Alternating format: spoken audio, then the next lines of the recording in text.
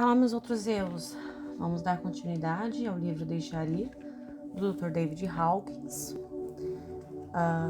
Para quem não pegou o começo do livro, o prefácio e o prólogo estão lá, estão no canal do YouTube, também no Spotify.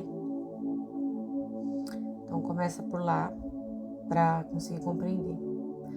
Como de costume, eu vou ler o capítulo 1 e agora 2, vou ler os dois capítulos juntos e vou depois fazer as minhas observações para trazer esclarecimento, tá? Capítulo 1, a introdução. Enquanto contemplava um dia, a mente disse: o que há de errado com a gente? Por que não conseguimos manter a felicidade? Onde estão as respostas? Como lidamos com o dilema da humanidade? Sou só eu ou o mundo enlouqueceu? A solução para qualquer problema parece trazer apenas um alívio temporário, pois é a própria base do próximo problema. A mente humana é uma bagunça sem esperança? Está todo mundo confuso? Será que Deus sabe o que está fazendo? Será que Deus está morto? A mente apenas continuou tagarelando. Será que alguém tem o segredo? Não se preocupe. Todos estão desesperados. Alguns parecem lidar bem com isso. Eu não consigo ver por que tanto alarde, dizem eles. A vida parece ser simples para mim. Eles estão com tanto medo que não conseguem enxergar tudo isso. O que dizer dos especialistas? A confusão deles é mais sofisticada, envolvidas em jargões impressionantes e elaboradas construções mentais. Eles predeterminaram sistemas de crenças nos quais tentam encaixar você. Parece funcionar por um período, mas por fim a pessoa volta ao estado original. Costumava parecer que podíamos contar com instituições sociais, mas elas tiveram seu tempo. Ninguém confia mais nelas. Agora temos mais cães de guarda do que instituições. Os hospitais são monitorados por múltiplas agências. Ninguém tem tempo para os pacientes, que se perdem ali no meio da confusão. Olhe para os corredores. Não há mais doutores ou enfermeiras. Eles estão nos escritórios preenchendo papeladas. A cena toda está desumanizada. Bem, você diz, devem existir alguns experts que possuem as respostas. Quando triste, você vai a um médico ou psiquiatra, um analista, um assistente social ou a um astrólogo, Adota uma religião, estuda filosofia, participa do seminário de treinamento de Eckhart, toca-se com EFT, equilibra os teus chakras, tenta reflexologia, faz acupuntura nas orelhas, faz iridologia, se cura com luzes e cristais, você medita, canta um mantra, bebe chá verde, tenta os pentecostais, respira no fogo e fala em diversas línguas. Você se centraliza, aprende PNL, tenta atualizações, trabalha em visualizações, estuda psicologia, se une a um grupo junguiano. Você começa Rolfing, tenta psicodélicos, faz uma leitura psíquica, corre, faz jacese, terapia colônica, muda a nutrição e entra na aeróbica, se pendura de cabeça para baixo, usa joias psíquicas, tem mais insights, biofeedbacks, terapia gestalt. Você consulta o homeopata, quiroprata, naturopata, você tenta a cinesiologia, descobre o seu tipo de eneagrama, tem os seus meridianos equilibrados, entra em um grupo de evolução de consciência, toma tranquilizantes, você toma injeções de hormônio, tenta sais minerais, tem seus minerais equilibrados, ora, implora e suplica.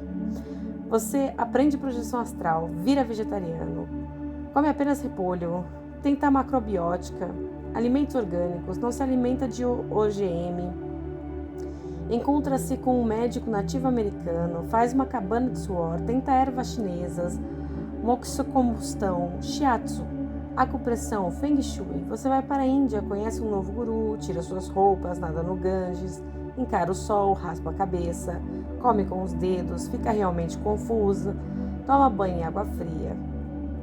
Canta cantos tribais, revive vidas passadas, tenta regressão hipnótica, grita um urro primitivo, soca travesseiro, tem feldenkrais, entra em grupos de encontro de casais, vai para a Unity, escreve afirmações, faz um quadro de visão, faz renascimento, lança o I Ching, joga tarô, estuda Zen, faz mais cursos e workshops, lê muitos livros, faz análise transacional, faz aulas de yoga, entra no ocultismo, estuda magia, trabalha com... Ai, gente, eu tô rindo porque é muito engraçado, só que acontece com muita gente. Trabalha com Kahuna, faz uma jornada xamânica, senta embaixo de uma pirâmide, lê Nostradamus, prepara-se para o pior. Vai a um roteiro, tenta jejuar, toma aminoácidos, tenta um gerador de íons negativos. Entra para uma escola de mistérios. Aprende um aperto de mão secreto. Tenta tonificação, experimenta cromoterapia, tenta áudios subliminares, toma enzimas cerebrais, antidepressivos, remédios florais. Vai a spas de saúde, cozinha com ingredientes exóticos. Olha para as esquisitices fermentadas de um lugar muito distante, vai para o Tibete. Caça o homem santo, segura as mãos em um círculo e fica chapado. Renuncia o sexo e o cinema, veste roupas amarelas, junta-se a um culto.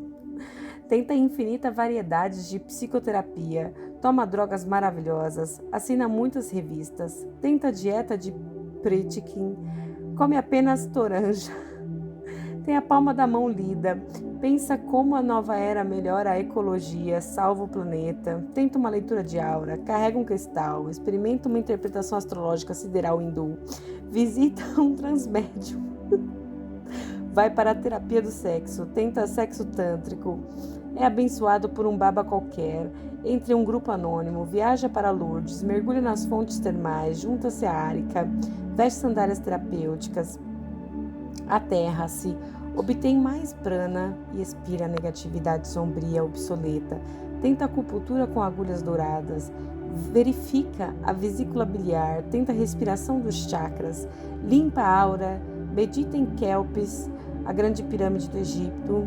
Você e seus amigos tentaram todos os itens anteriores, certo?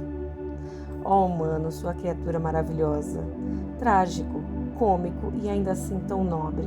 Quanta coragem em continuar procurando. O que nos leva a continuar procurando a resposta? O sofrimento. Ah, sim. Esperança? Certamente, mas tem algo além disso. Intuitivamente sabemos que em algum lugar existe uma resposta absoluta. Tropeçamos em caminhos escuros, em becos sem saídas e vielas cegas. Somos explorados e levados, desiludidos, cansados e continuamos tentando. Onde está o nosso ponto cego? Por que não conseguimos encontrar a resposta? Nós não entendemos o problema e é por isso que não conseguimos encontrar a resposta. Talvez ela seja ultra simples, por isso não conseguimos vê-la. Talvez a solução não esteja lá fora, por isso não conseguimos encontrá-la. Talvez tenhamos tantos sistemas de crenças que estejamos cegos para o óbvio. Através da história, alguns indivíduos alcançaram grande clareza e experimentaram a solução definitiva para os nossos problemas humanos. Como eles chegaram lá? Qual era o segredo deles? Por que não conseguíamos entender o que eles têm para ensinar? É realmente muito próximo do impossível ou quase sem esperança? O que dizer da pessoa comum que não é um gênio espiritual? Multidões seguem caminhos espirituais, mas poucos são os bem-aventurados que percebem a verdade última. Por que isso acontece? Seguimos rituais e dogmas, praticamos a disciplina espiritual com zelo e quebramos a cara mais uma vez. Mesmo quando funciona, o ego rapidamente vem e somos pegos em orgulho e presunção, achando que temos as respostas.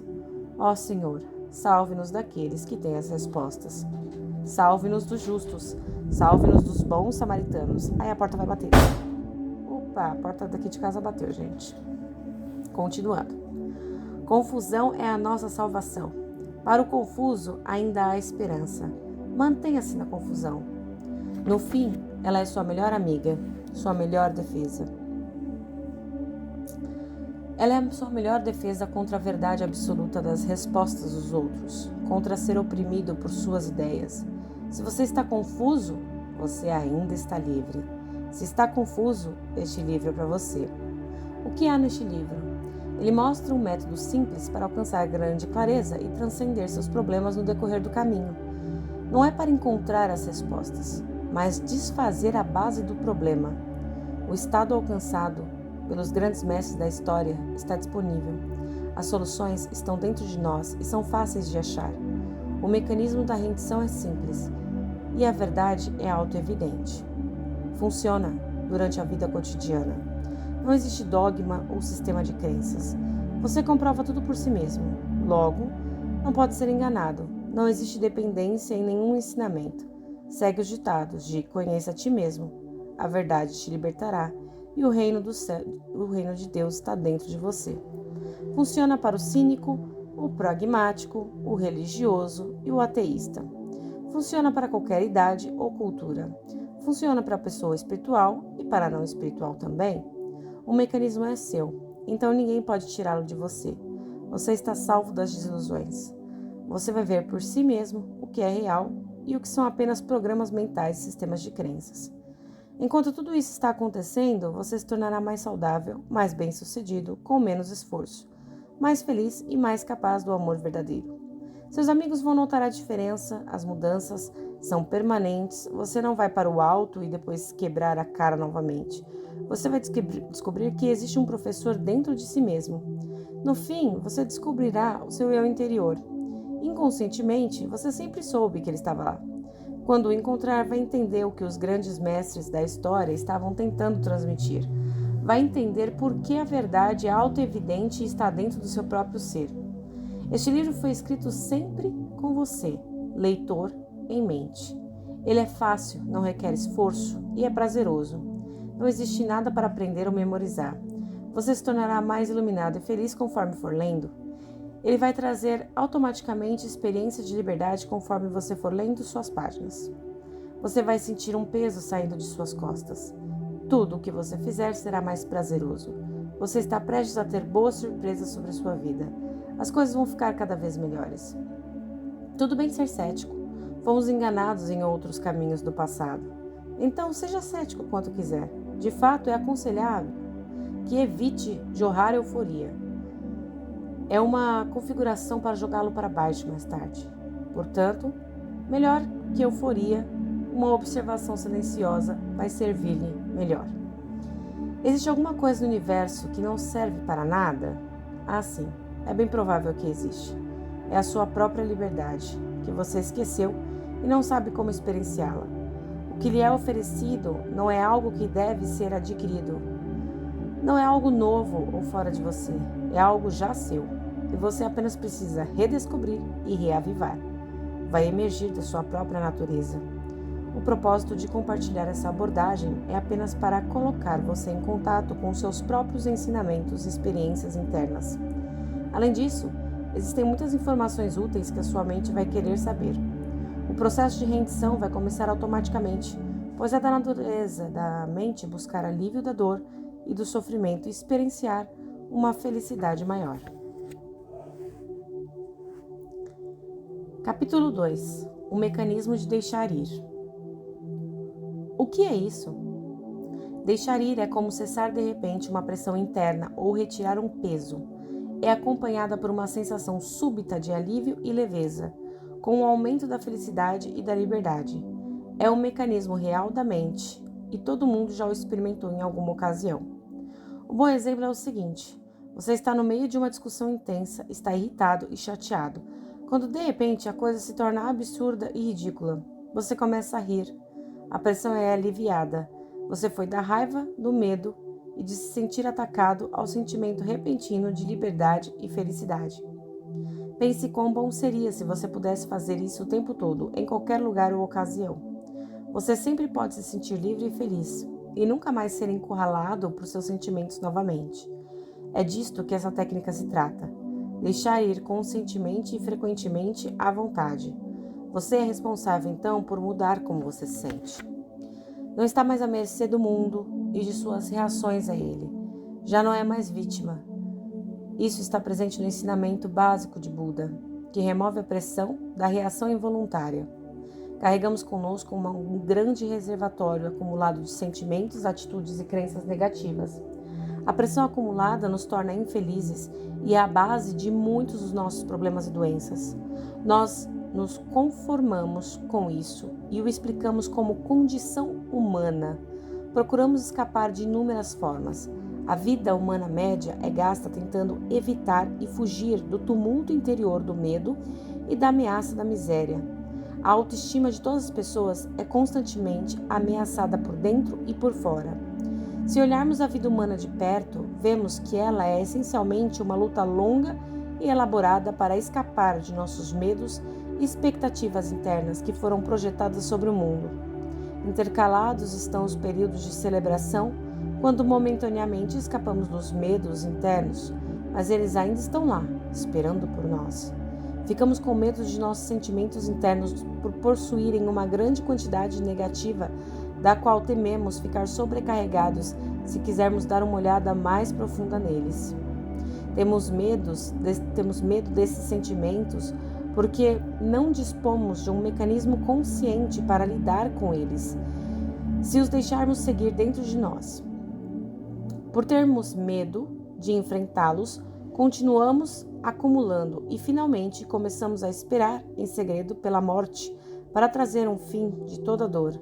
Não são os pensamentos ou os fatos que são dolorosos, mas os sentimentos que os acompanham. Pensamentos por si só são indolores, mas não os sentimentos que estão por trás deles. É a pressão acumulada de sentimentos que causa os pensamentos. Um sentimento, por exemplo, pode criar literalmente milhares de pensamentos em um período. Pense, por exemplo, em uma lembrança dolorosa do começo de sua vida, um pesar terrível que foi escondido. Olhe para todos os anos e anos de pensamentos associados a esse evento único. Se pudéssemos render o sentimento doloroso subjacente, todos esses pensamentos desapareceriam instantaneamente e iríamos esquecer o evento. Essa observação está de acordo com uma pesquisa científica, a teoria científica de Grey-Laviolette, íntegra psicologia e neurofisiologia. Seu estudo demonstrou que os tons de sentimento organizam pensamentos e memórias. Pensamentos são arquivados no banco de memórias de acordo com os vários tons de sentimentos associados a esses pensamentos. Portanto, quando renunciamos ou deixamos ir um sentimento, estamos nos libertando de todos os pensamentos associados a eles. O grande valor de saber como render é que todo e qualquer sentimento pode ser rendido em qualquer momento, em qualquer lugar, em um instante, o que pode ser feito continuamente e sem esforço. O que é o estado de rendição?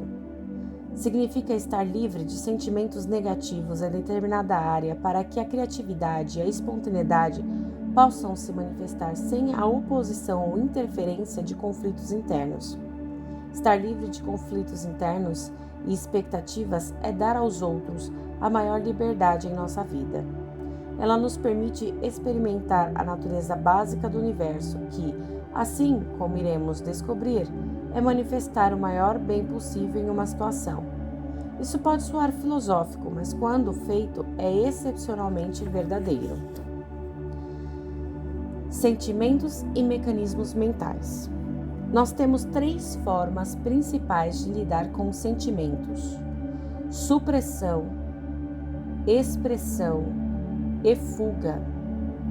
Vamos discutir uma de cada vez. 1. Supressão e repressão. Estas são as formas mais comuns que reprimimos os sentimentos e os deixamos de lado. Na repressão, isso acontece de maneira inconsciente. Na supressão, acontece de maneira consciente. Não queremos ser incomodados por sentimentos. Além disso, não sabemos o que fazer com eles. Nós meio que sofremos com eles e tentamos nos manter funcionais da melhor maneira que pudermos. Os sentimentos que selecionamos para serem suprimidos ou reprimidos estão de acordo com as programações conscientes e inconscientes que carregamos conosco por meio dos costumes sociais e das formações familiares. A pressão de sentimento suprimida é sentida depois como irritabilidade, mudança de humor, tensão nos músculos do pescoço, das costas, dores de cabeça, cólicas, distúrbios menstruais, colite, indigestão, insônia, hipertensão, alergias e outras condições somáticas. Quando reprimimos um sentimento, isso acontece porque existe muita culpa e medo em cima dele, que não é sequer sentida conscientemente. Ele passa a ser instantaneamente lançado no inconsciente assim que a ameaça aparece. Lida-se então com o sentimento reprimido em uma variedade de formas para garantir que ele continue reprimido e longe da consciência. Dos mecanismos usados pela mente para manter o sentimento reprimido, negação e projeção são talvez os métodos mais conhecidos, visto que tendem a acontecer juntos e reforçar um ao outro. Negação resulta em grandes bloqueios emocionais e maturacionais. Geralmente vem acompanhado por mecanismo de projeção, por causa da culpa e do medo. Nós reprimimos o impulso ou o sentimento e negamos sua presença dentro de nós. Em vez de senti-lo, o projetamos no mundo e nas pessoas ao nosso redor. Vivenciamos o sentimento como se pertencesse a eles. Portanto, eles se tornam o inimigo.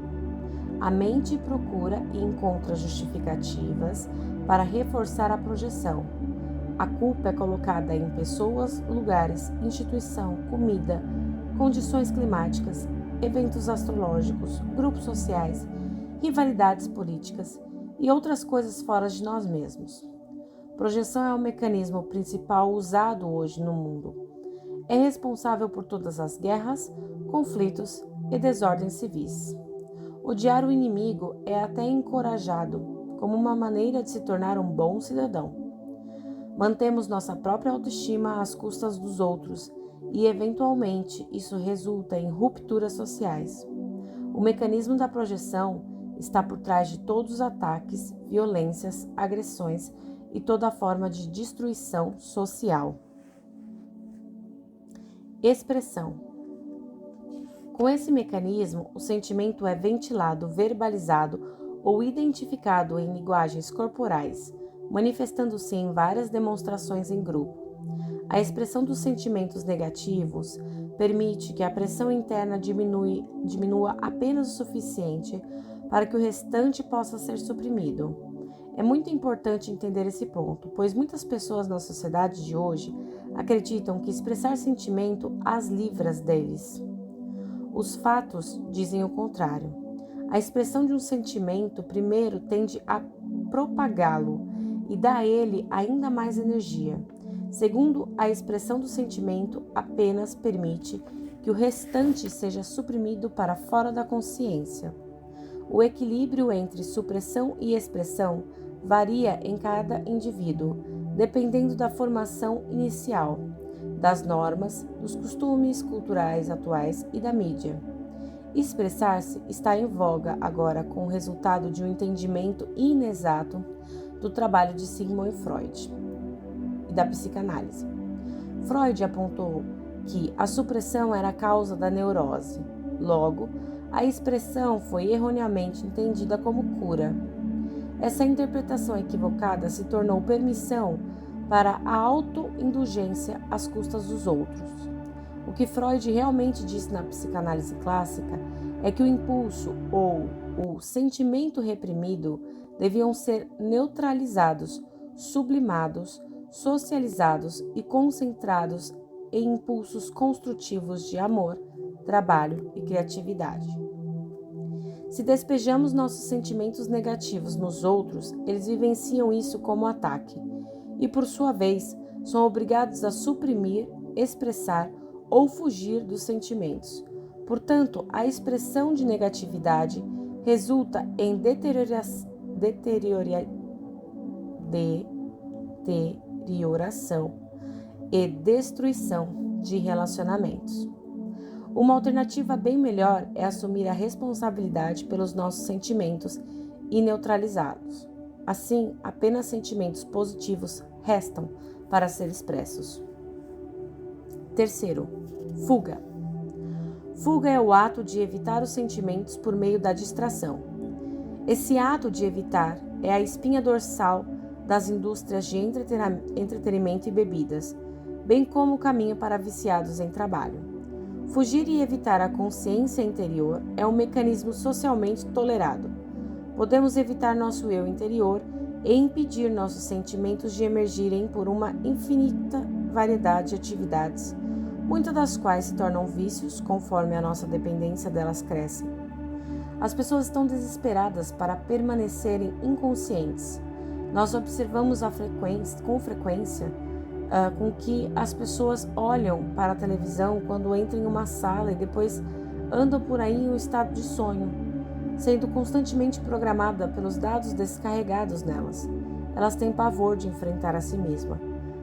Temem até mesmo um momento de solidão. Estão constantemente em atividade frenética, frequentando socializações intermináveis, falando e enviando mensagens de texto, lendo, ouvindo música, trabalhando, viajando, passeando, comprando, comendo muito, jogando, indo ao cinema, tomando remédios, usando drogas e bebendo em festas.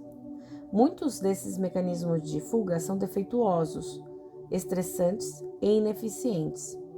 Cada um deles exige um aumento grande de energia em si. Grandes quantidades de energia são exigidas para manter a pressão crescente dos sentimentos suprimidos e reprimidos. Existe uma perda progressiva da consciência e uma suspensão do crescimento. Perde-se a criatividade, a energia e o verdadeiro interesse nos outros.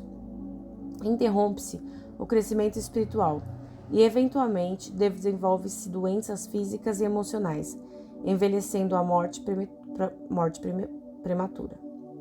A projeção desses sentimentos reprimidos resulta em problemas sociais, distúrbios e aumento de características como egoísmo e insensibilidades presentes em nossa sociedade atual.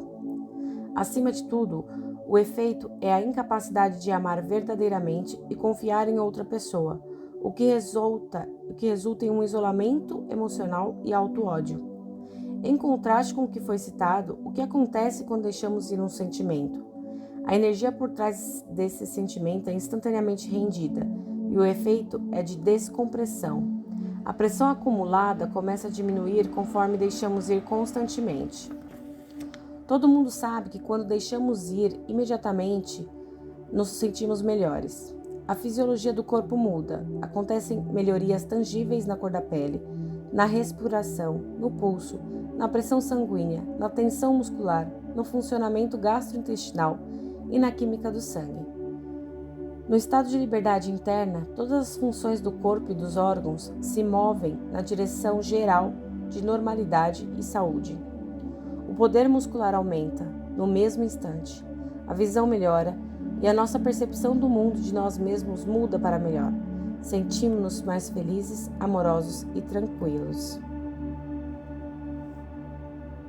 Sentimentos e estresse. Dá-se muita atenção e publicidade ao assunto do estresse, sem entendimento real da essência da sua natureza. É dito que estamos mais estressados do que jamais fomos, mas qual é a causa essencial do estresse? Certamente não são os fatores externos precipitantes. Eles são meros exemplos dos mecanismos que descrevemos como projeção. São eles ou aquilo que se pensa ser ocupado, quando, na verdade, o que estamos sentindo é meramente o deixar ir da pressão interior causado pelas emoções reprimidas. São esses sentimentos reprimidos que nos fazem vulneráveis ao estresse externo. A verdadeira origem do estresse é, na verdade, interna. Ela não é externa, como as pessoas gostam de acreditar. A prontidão para reagir com medo, por exemplo, depende de quanto medo já está presente, esperando para ser acionado quando por um estímulo. Quanto mais medo temos dentro de nós, mais a nossa percepção do mundo muda para uma expectativa assustadora e perigosa. Para a pessoa temerosa, esse mundo é um lugar horrível. Para a pessoa raivosa, esse mundo é o caos da frustração e aflição. Para a pessoa culpada, este é um mundo de tentações e pecados que ela vê em todos os lugares. O que estamos sentindo por dentro colore o nosso mundo. Se deixamos ir a culpa, vemos inocência. Contudo, uma pessoa guiada pela culpa verá apenas maldade. A regra básica é que focamos no que reprimimos. Pessoal, o capítulo vai se estender mais aqui e eu acho importante já trazer o comentário e deixar o resto da leitura para o próximo vídeo, tá? O que é de mais importante a gente ressaltar nessa leitura? Principalmente os mecanismos de defesa que nós temos, tá? Que é a supressão e a repressão. Vamos reforçar essa parte. Quando a gente tem um baque muito forte emocional, ou mesmo quando a gente não tem um baque emocional muito forte, mas coisinhas pequenas vão acontecendo, que vão nos trazendo estresse, medo, tristeza, e a gente não quer olhar para aquilo, não quer sentar com aquele sentimento, dar vazão para ele, o que acontece? Nós temos a tendência de suprimir ou de reprimir, tá? E é como se nós tacássemos isso para debaixo do tapete, mas a informação continua lá, ou seja, o sentimento continua lá. E várias coisas acontecem que engatilham esse sentimento e vão se juntando mais ainda com o sentimento que já está lá. Ou seja, esse sentimento ele vai ganhando força energética psíquica cada vez que algo acontece similar, até que nós não tenhamos mais o controle desse sentimento, né?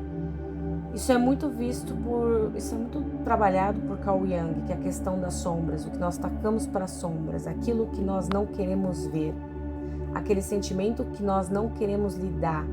A tendência é de suprimir ou reprimir. Tem uma terceira tendência, que é expressar, né?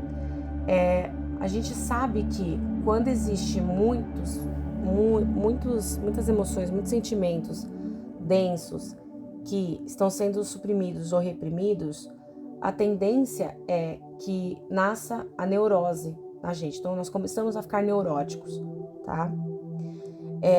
E aí, com isso,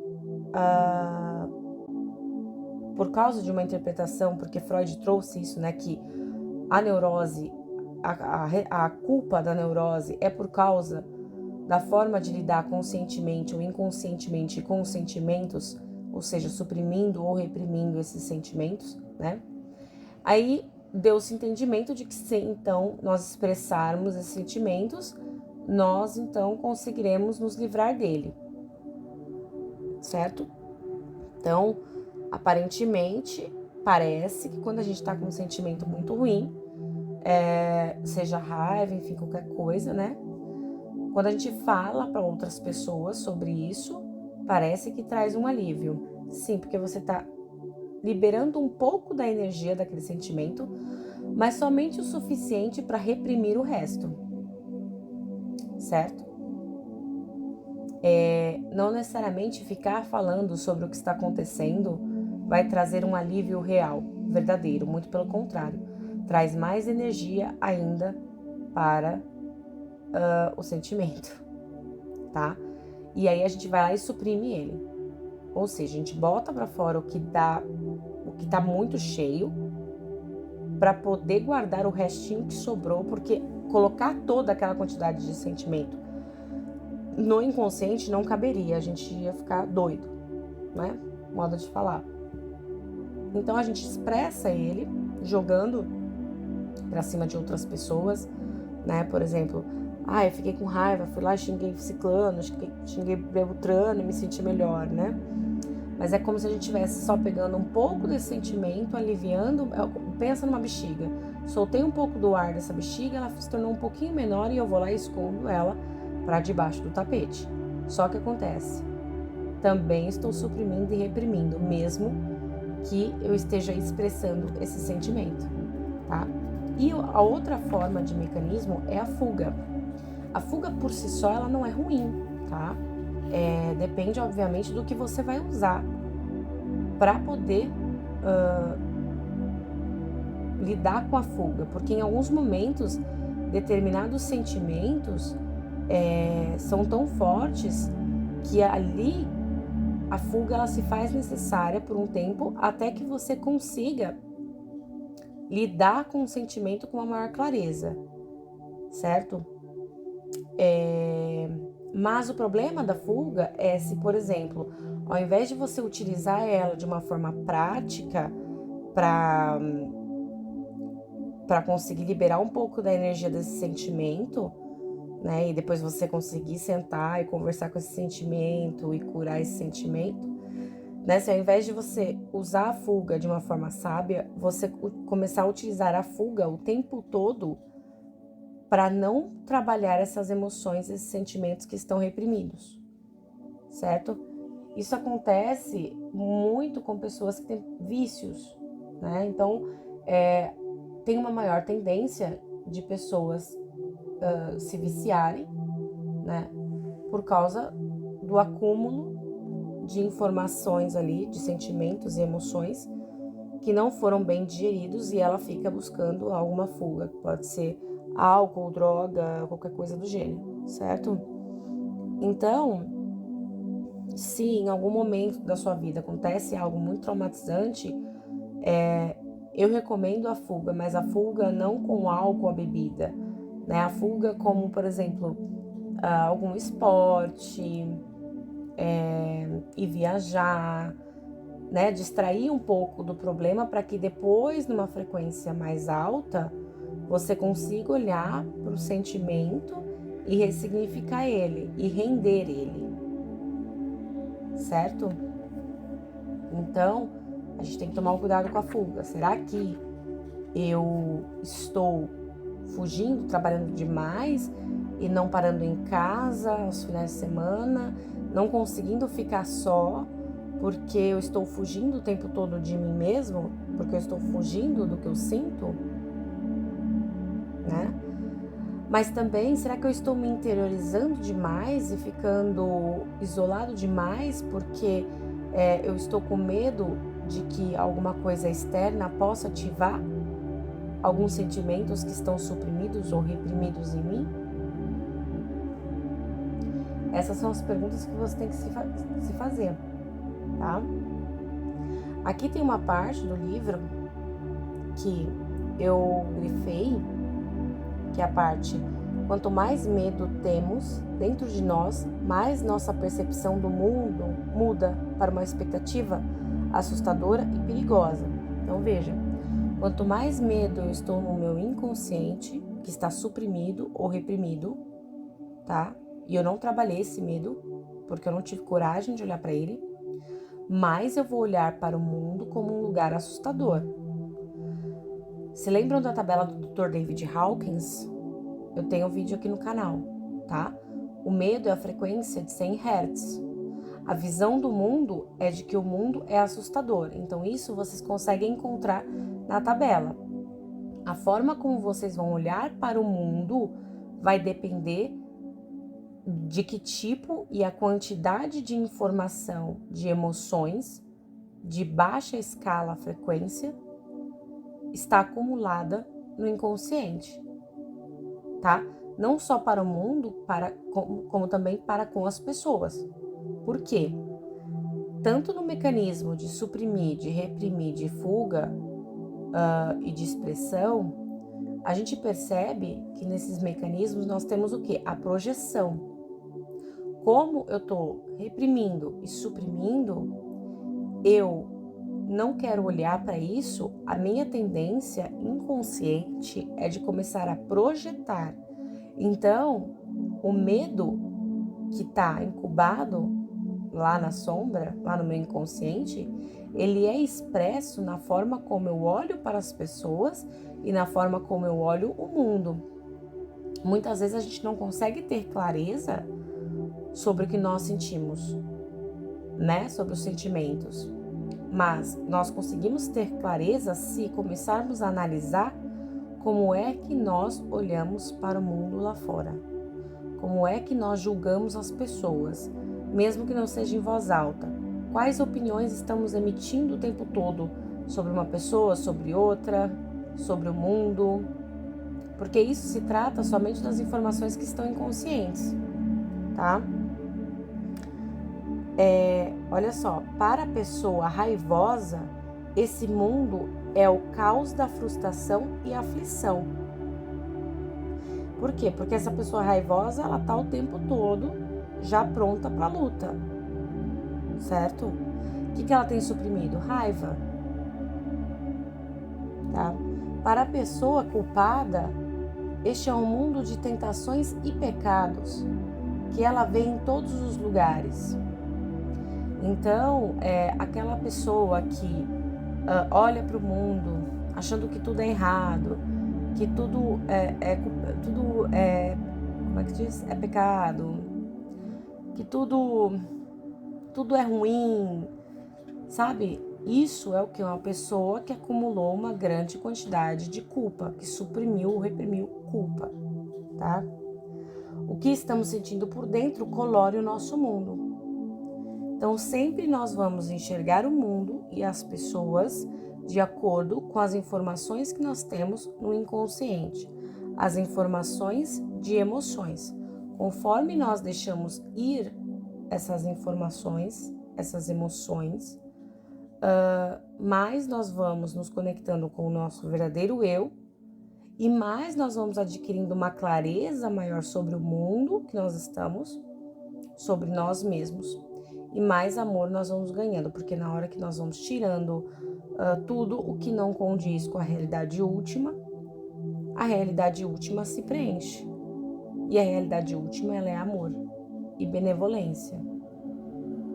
Percebe? Bom, basicamente é isso. Intenciono que tenha ficado claro, que tenha sido contribuição para você. Se for necessário, escute mais de uma vez, tá? Para trazer mais clareza, às vezes a gente precisa, né, ouvir mais de uma vez. E até semana que vem com a continuação desse capítulo, né? E os próximos capítulos, ok? Um beijo e até a próxima, meus outros eus.